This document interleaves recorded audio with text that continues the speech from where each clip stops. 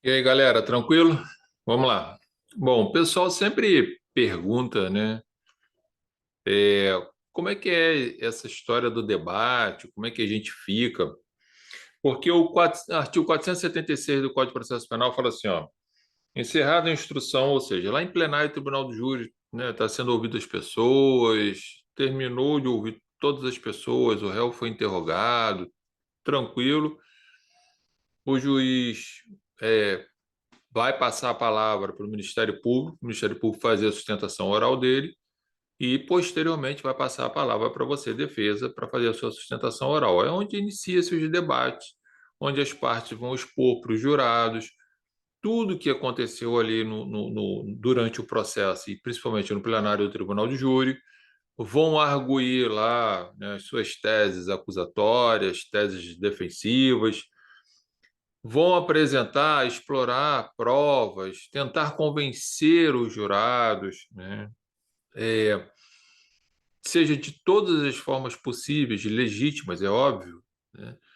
Seja utilizando uma boa oratória, usando dramatização, usando uma boa oratória, imposição de voz, modificação, apresentação de doutrina, jurisprudência, explorar depoimentos, explorar falhas no processo, tal como reconhecimento, as provas produzidas pela parte contrária, tanto a MP quanto a defesa vão fazer isso. Esse é o momento que você tem lá para expor e tentar convencer os jurados. E é um momento extremamente importante. Então, fala lá o artigo 476. Encerrada a instrução, será concedida a palavra ao Ministério Público, que fará a acusação nos limites da pronúncia ou das decisões posteriores que julgarem admissível a acusação, sustentando, se for o caso, a existência de circunstâncias agravantes. E, posteriormente, tá, vai ser passado para a defesa. E é 1 hora e meia aqui que cada um vai ter, porque pode ter algumas variações, mas esse não é o foco da conversa agora. O que eu quero explicar é o que as pessoas perguntam, como que a gente se sente. Pessoal, é normal você está nervoso, você está com uma adrenalina. É óbvio que esse nervosismo, essa adrenalina, ela tem que ser controlada. Ela não pode, né, atrapalhar o seu raciocínio, atrapalhar como você vai conduzir isso, como você vai se expor.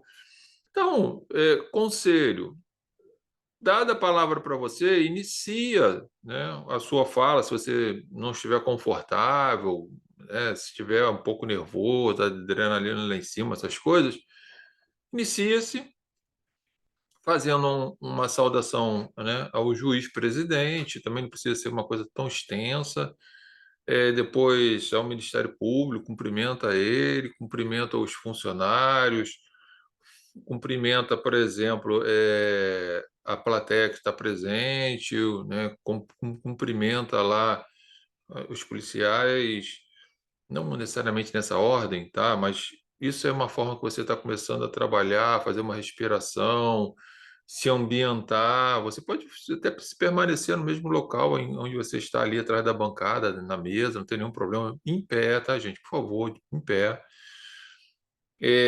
Depois, se direcione aos jurados, eh, faça uma bela saudação para eles, explique para eles o que que vai ser apresentado, o quanto você confia neles, né, o que foi, em regra, um resumo muito rápido, né, do que foi cansativo, de que eles são pessoas importantes, enfim. Façam uma saudação para os jurados, cumprimente o réu, cumprimente os advogados que estiverem presentes.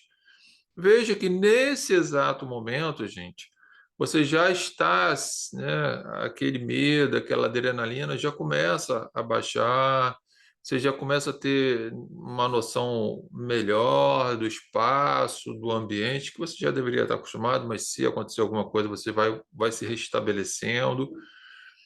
Depois você pode sair do seu local, ir para o plenário, se dirigir aos jurados, você vai falar com os jurados, vocês precisam estar próximos dos jurados, expor toda a sua tese defensiva com segurança, com serenidade, com tranquilidade, sem ataques a nenhuma das partes, de preferência nem atacar o juiz, nem o promotor. Vocês podem até citar alguns erros, mas nada de ataque pessoal, não fique perdendo seu tempo com isso. Foque na sua tese defensiva, tá?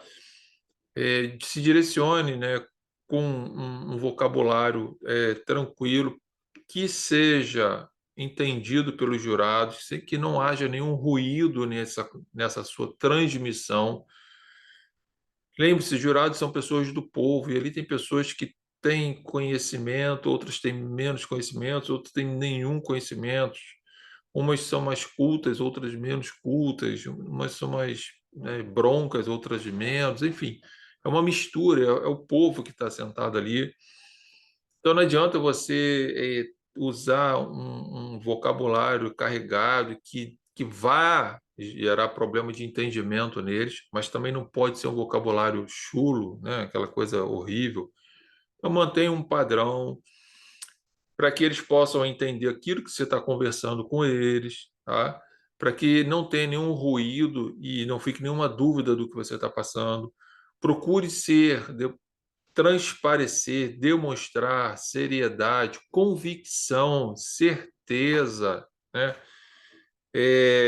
Que você, daquilo que você está falando, de confiança que você tem no réu, por isso você está ali defendendo ele, de tudo que foi apresentado, as suas teses defensivas. Lembre-se, você vai começar sempre da tese mais benéfica para ele, né, de acordo com as provas que tem a favor dele, para as teses menos benéficas. Então, você pode estar três, quatro teses, duas teses, né, de defesa, e começar a fazer um escalonamento, vai fazer uma alternatividade, apresentando para eles: olha, essa aqui é a tese principal, por causa disso, disso, por causa dessa prova, o fato aconteceu assim, tal, tal, tal. Mas temos outras possibilidades que os senhores podem analisar, caso não entenda que essa seja a melhor forma de os senhores decidir, que é essa e essa, por causa disso, disso, disso. Repare que você está abrindo a mente dos jurados para que eles possam refletir, pensar, analisar, colocar, né, na balança aquilo que foi já apresentado pelo Ministério Público, aquilo que está sendo apresentado para você, seja legítimo nos seus argumentos. Ninguém quer ser enrolado ali, ninguém gosta de ser enrolado, então não entra com essa história: eu vou contar uma historinha. Não tem historinha ali, não tem só emoção, ali tem razão. O júri pode até, por algum motivo, ter um pouco da emoção, mas eles julgam com razão. Essa história de emoção já ficou lá atrás. Nós estamos numa outra época, são pessoas que, por mais simples que sejam, mas estão ali prestando atenção nas coisas e querem fazer o seu melhor, que é fazer justiça. Então, é esse o momento que você vai ter, né, como cartada final para tentar absolver o seu cliente ou conseguir o melhor resultado possível para ele, tá? Não fique preocupado se você vai ou não conseguir a absorção, porque isso é um risco desse jogo, um risco desse negócio, um risco do julgamento. Às vezes nós achamos que vamos absorver e o sujeito é condenado, porque quem julga é os jurados. Então, você não tem que ter essa preocupação quando você está fazendo sua sustentação oral. O que você tem que se preocupar, sim, é estar próximo deles, é explorar bem as provas. Gente, precisa ter uma lógica na colocação de tudo que vocês vão falar, para uma coisa não atropelar a outra. Vocês precisam conduzir o raciocínio dos jurados para que ele chegue a uma conclusão. E quando eu digo conduzir, mesmo é mostrar para ele um caminho no qual você, no final, vai fechar com um pedido de tudo aquilo que você apresentou. Ora, se eu quero lá na frente apresentar um pedido, que seria, por exemplo, de absolvição, repare que eu tenho um caminho que eu estou construindo. Então, eu tenho que construir esse caminho muito bem feito para chegar no final. Quando eu fizer o pedido para eles: olha, os senhores devem absolver o réu por causa disso, disso, disso, eles já tenham essas informações já enraizada dentro deles, para eles decidirem se aquilo que você está requerendo condiz com tudo que foi produzido no processo e com a realidade dos fatos. E aí você provavelmente vai ter um excelente resultado. Então, não adianta ficar ali contando, gritando, dando show, não. Você também não precisa manter uma tonalidade, como eu estou até tendo agora, né, que linear. Você pode subir, você pode baixar, você pode dar ênfase a uma determinada informação, um determinado fato, depois uma determinada prova, para chamar, para dramatizar, mas nada exagerado, gente. Aquilo ali não é um teatro. Você fala, o Tribunal do Júri é um teatro. Não é teatro, aquilo ali é uma realidade. Você está vivendo aquilo ali e dali vai sair um resultado. Então, saber estar trabalhando com todo esse contexto vai fazer diferença na hora que você for apresentar a sua sustentação oral, tá? Cuidado com a vestimenta, né? Não se demonstre arrogante, mas também não se demonstre nenhum relaxado, né? Gente, barba feita, cabelo cortado, se for mulher, né? Vai estar com beca, mas, gente, não precisa ter maquiagem, né? Exorbitante, aquelas coisas. Vai de forma serena. Procure sempre ser cordial quando vocês estiverem falando com os jurados, mas de forma incisiva, segura, convincente, pautado na lei, pautado nos fatos, pautado na doutrina, pautado nas questões sociais, no dia a dia que a gente vive, que eles vivem, que todos vivemos no mundo real. Isso vai dar credibilidade para que eles possam, né, julgar de uma forma mais confortável e talvez acatarem aquilo que você está pretendendo, tá? Então, o pessoal sempre me pergunta sobre isso. Procure se estabilizar, mas você é a pessoa que precisa conhecer muito bem os fatos, o processo, para você explorar.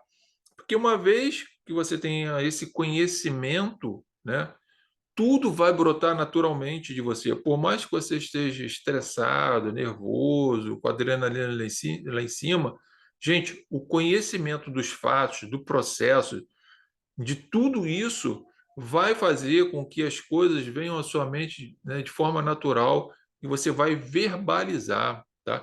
Gente, lá no plenário do Tribunal do Júri, não é para ficar lendo, tá? Lá não se lê, você corre até o risco, se você achar que você vai levar uma defesa pronta e ficar lendo, o juiz ele deve interromper, de repente chama você no gabinete, conversa com você, o que está acontecendo, e se você insistir, ele vai declarar, vai encerrar o julgamento, vai declarar o réu indefeso, e vai falar para o réu que o réu tem que construir um novo advogado. Isso é um caos. Então, você pode ler um livro, um pedaço de um livro, de uma citação, uma jurisprudência, isso você pode, não tem nenhum problema. Uma parte de um depoimento para dar ênfase e chamar a atenção dos jurados sobre aquilo. Tranquilo. O que eu estou falando não é ficar lendo ali, senhores jurados, a defesa veio aqui requerer, né, absolvição porque a testemunha tal. Olha só que coisa horrível. Não, você tem que ser espontâneo dentro daquilo que tem no processo, tá? Então, é o seu momento. É normal, né, ter aquela adrenalina e tal. Aliás, todos vão estar olhando para você, seja olhando, esperando alguma coisa, né, daquilo que você vai falar, porque espera-se da defesa alguma coisa mirabolante, mas não vá com essa preocupação. O que é eficaz é conseguir absolvição. Então, não precisa você ficar preocupado no que vai falar de forma linda, maravilhosa. Não, seja técnico, seja objetivo, seja eficaz para você alcançar o resultado que você quer, tá? E daí as coisas vão fluindo normalmente, tá bom? Então fica essas informações aí para vocês que vão atuar, ou que pretendem. Quem ainda nunca assistiu, vai assistir um júri, né? Entendeu? Para você ter uma noção. Ou se você já assiste, sabe quem é o promotor que vai atuar, vai lá ver um dia assistir o julgamento dele para ver como ele atua, para ver o que você pode explorar. Gente, isso aí são estratégias que nós temos e que a gente tem que explorar, porque no final isso tudo soma para dar um bom resultado no seu trabalho, tá? Espero ter ajudado vocês aí, tirar dúvida de vocês, qualquer coisa, manda mensagem aí, a gente vai conversando e eu vou passando outras informações de experiência para vocês aí. Bons estudos para vocês.